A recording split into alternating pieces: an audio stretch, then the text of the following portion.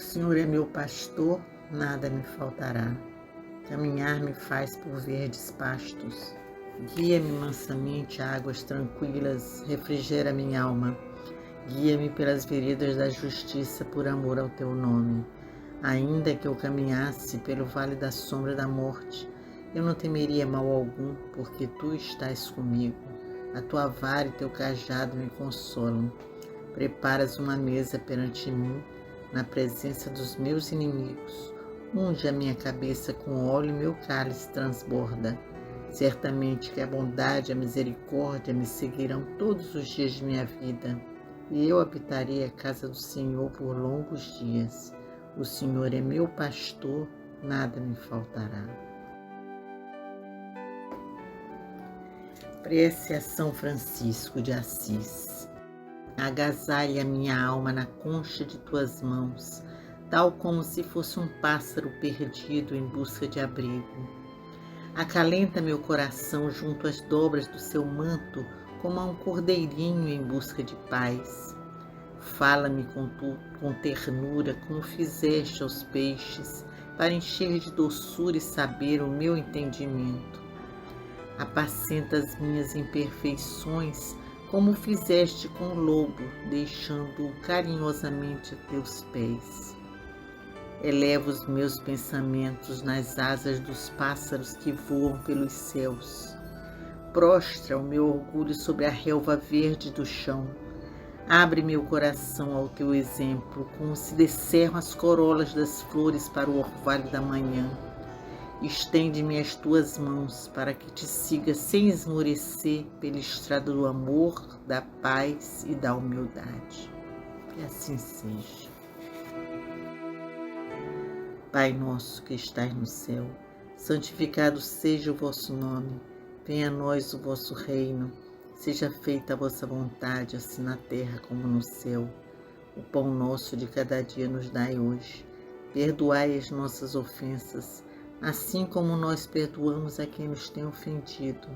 Não nos deixeis cair em tentação, mas livrai-nos do mal. Ave Maria, cheia de graça, o Senhor é convosco. Bendita sois vós entre as mulheres, bendito é o fruto do vosso ventre, Jesus. Santa Maria, Mãe de Jesus, rogai a Deus por nós, pecadores, agora e na hora da nossa morte.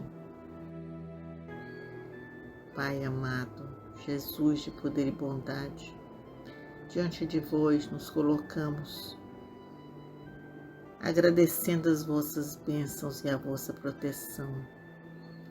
Saudamos a corrente franciscana, a corrente de São Francisco de Assis. Saudamos São Miguel Arcanjo, São Francisco de Assis, a Fraternidade Branca Universal e a Melquisedeque. Saudamos os orixás da nossa casa, especialmente a Xangô, que comanda a nossa casa. Saudamos ainda o Baluayê, Iemanjá e Oxum. Saudamos o seu Tupinambá, nosso guia-mestre, e todos os guias e mentores da nossa casa franciscana. Saudamos a Maria, nossa mãe querida, nosso atalho para Jesus, pedindo a Maria que nos abençoe, que interceda por nós, que interceda pela humanidade inteira, tão necessitada das energias de amor e de paz. Saudamos o nosso Pai Oxalá, nosso Mestre Jesus, pedindo a vossa bênção, Pai, e a vossa presença sempre em nossa vida, e nós sigamos sempre no caminho da paz, no caminho do amor, no caminho do respeito, aquilo que o Senhor nos ensinou. Abençoa-nos, Pai. Pedimos pela paz no mundo, paz entre povos e nações, entre governantes e governados, paz em cada recanto deste planeta tão necessitado das energias de amor. Paz, Senhor, muita paz. Pedimos pela paz no Brasil, no Rio de Janeiro, em nossos lares e principalmente paz nos nossos corações. Rogamos por todos os que estão sofrendo nas ruas, passando fome e necessidade, pelos doentes, pelos enfermos, pelas crianças.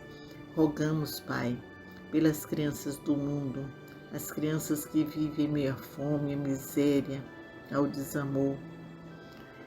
Pedimos muita luz sobre elas para que elas possam se desenvolver e transformar este mundo num mundo mais justo, mais humano, mais amoroso.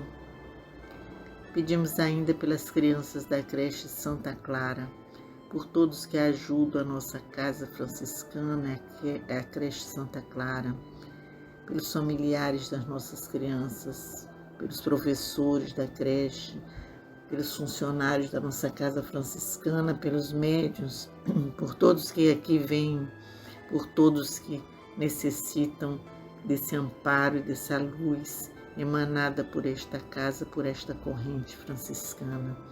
Pedimos por todos nós, Pai. Rogamos ainda por todos os encarnados e desencarnados, cujos nomes vêm ao nosso pensamento neste momento. Que assim seja.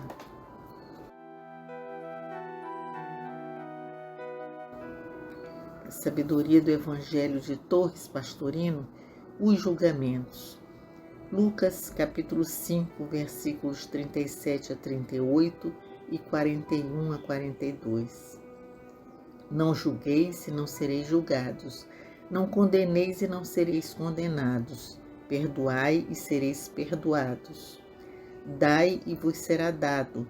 Boa medida, recalcada, sacudida, transbordando, vos porão no regaço. Porque a medida com que medis, com essa medirão para vós. Porque vês o cisco no olho do teu irmão, mas não percebes a viga que está no teu? Como poderás dizer a teu irmão, deixa-me tirar, irmão, o cisco do teu olho, se não vês a viga que está no teu? Hipócrita, tira primeiro a viga do teu olho, e então enxergarás bem para tirar o cisco que está no olho do teu irmão. É comum na humanidade o julgamento de nossos companheiros de viagem. Habitual que tudo que não está de perfeito acordo com o nosso modo de entender as coisas seja imediatamente submetido a um tribunal sem apelação, passado em julgado e geralmente condenado. Embora aceitemos como natural o amor que sentimos por alguém, julgamos mal quando vemos qualquer companheiro amando outra criatura. Apesar de sentir-nos isentos da obrigação de ajudar alguém, logo julgamos e condenamos ao ver que o trem, nas mesmas circunstâncias, não dá ajuda. Achamos que é abuso quando alguém nos solicita certos favores que pouco antes não hesitamos em fazer a outra pessoa. E assim por diante. São julgamentos precipitados que olham apenas certas circunstâncias externas. São julgamentos maliciosos, por vezes temerários, emitidos sem conhecimento de causa. E são julgamentos inapeláveis, que não admitem contestação e geralmente definitivos, dificilmente admitindo nós a possibilidade de voltar atrás. Para esclarecer bem seu pensamento, Jesus traz o exemplo do cisco no olho, comparando-o com uma viga que o julgador tenha no próprio olho. Como poderá alguém que tem um defeito maior julgar e querer corrigir um defeito menor em seu irmão? Mas é o que frequentemente sucede. Não duvidamos em julgar sem olhar para nós em primeiro lugar. E o preceito vem a seguir: corrige-te antes, para depois julgares e corrigires os outros.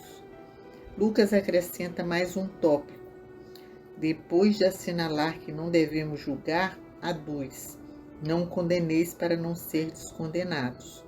Com efeito, nesses casos, o julgamento supõe a condenação, e é isso que deve ser evitado, pois se trata de um produto de nossa vaidade natural que nos faz sempre julgar melhores e superiores, mais virtuosos e menos defeituosos. Toda essa maneira de agir traz consequências desastrosas pelo karma que adquirimos. Comentário esotérico de Torres Pastorino. O ensinamento visa muito a individualidade e é avisada de não julgar as personalidades alheias. Jamais podemos saber as causas longínquas e ocultas que levam certas personalidades a ter determinado comportamento. Há casos complicadíssimos que não podem ser compreendidos por quem está fora do problema, não lhe conhecendo os antecedentes. Casos de amor que condenamos e que por vezes são resgates kármicos. Casos de desvios assustadores na moralidade que constituem experiências indispensáveis à evolução do espírito. Caso de homicídio que podem representar libertações definitivas e mentalizações insistentes de vidas pretéritas. Tudo isso ao lado de outros casos idênticos na aparência e que realmente constituem quedas fragorosas e involuções morais e espirituais a criar dolorosos resgates. Como podemos julgar se não temos em mãos os dados para armar a equação desses casos que temos sob os olhos? Qualquer julgamento é perigoso e temerário, arriscando-nos a ser injustos e a acarretar contra nós pesados débitos, não apenas pela divulgação do que imaginarmos, como sobretudo pela criação de formas mentais que coagirão aqueles sobre os quais lançamos nosso julgamento. A obrigação, portanto, de nossa individualidade é primeiramente colocar a própria personalidade na linha certa, a fim de poder progredir em paz. Nada temos que ver com os outros, a não ser amá-los e a eles servir, sem levar em conta jamais qualquer ato ou palavra por eles realizada ou emitida. Eduquemos de tal forma nosso pequeno eu, que o habituemos a desculpar sempre, embora as aparências estejam todas contra o infrator. Acostumemo-nos a perguntar-nos, neste caso, como teria agido eu? E depois coloquemo-nos em nossa posição de observadores e tornemos a indagar, e neste caso em que me acho, como agiria Jesus? Veremos que com esse modo de agir, sustaremos qualquer veleidade de julgamento. Essa foi a ordem taxativa de Jesus, que continua sendo nosso mestre inefável e sábio. Esse evangelho é uma lição, porque ele nos fala do nosso comportamento todos os dias. Nós estamos sempre julgando o outro, julgando aqueles que estão à nossa volta, como se não tivéssemos nós mesmos os nossos próprios defeitos. A nossa vaidade é que nos faz a nos achar muitas vezes superiores, melhores do que muitas pessoas. Então Jesus nos fala nesse evangelho que antes de procurarmos o cisco no olho do nosso irmão, que a gente veja no nosso próprio, que nós nos corrijamos antes de buscar os erros dos outros e que nós não façamos tanto julgamento, porque nós não sabemos o que leva as pessoas a fazer alguma coisa. Pode ser coisas dessa vida, como pode ser resgates kármicos, situações de vidas passadas que levam as pessoas a cometer tantos erros.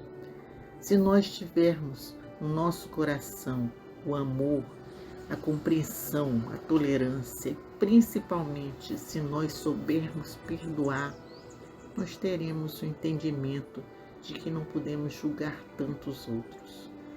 E nós busquemos sempre isso, esse norte, de que é preciso entender que nós, quando encarnamos, todos nós tomamos decisões, muitas vezes decisões que não serão entendidas pelos outros que convivem conosco. E também nós não compreenderemos aquilo que outros vão fazer, porque nós não sabemos quais foram os compromissos que tiveram antes de vir. E também não sabemos se eles estão novamente errando, cometendo seus erros, esquecendo seus compromissos. adquirindo karmas para outras encarnações. Se nós nos envolvermos e julgarmos e ficarmos preocupados em julgar os outros pelas aparências, nós estamos adquirindo karmas para a gente também. Então que nós procuremos sempre buscar esse caminho que Jesus nos ensinou, de nos tratar, nos recuperar de todos os nossos erros, nossas falhas, sem ficar julgando as aparências dos outros. Que nós busquemos a nossa própria perfeição antes de tentar buscar a perfeição de outros. Que nós fiquemos com essa mensagem importante que Jesus nos traz neste dia. Elevando o pensamento ao Pai, nós pedimos que as energias de amor e de luz nos envolvam, nos tragam muita força para a nossa caminhada terrena. Senhor, faz de nós um instrumento da sua paz. Onde houver ódios, faz com que eu leve o amor. Onde houver ofensas, que eu leve perdão. Onde houver discórdias, que eu leve a união. Onde houver dúvidas, que eu leve a fé. Onde houver erros, que eu leve a verdade. Onde houver desespero, que eu leve a esperança. Onde houver tristezas, que eu leve alegrias. Onde houver trevas, que eu leve a luz. Ó Mestre, faz com que eu procure mais consolar que ser consolado, compreender que ser compreendido, amar que ser amado, pois é dando que se recebe, é perdoando que se é perdoado, e é morrendo que se nasce para a vida eterna. Assim seja, Senhor. Que a paz de Cristo e a proteção de São Francisco de Assis nos envolvam todo esse mês e sempre.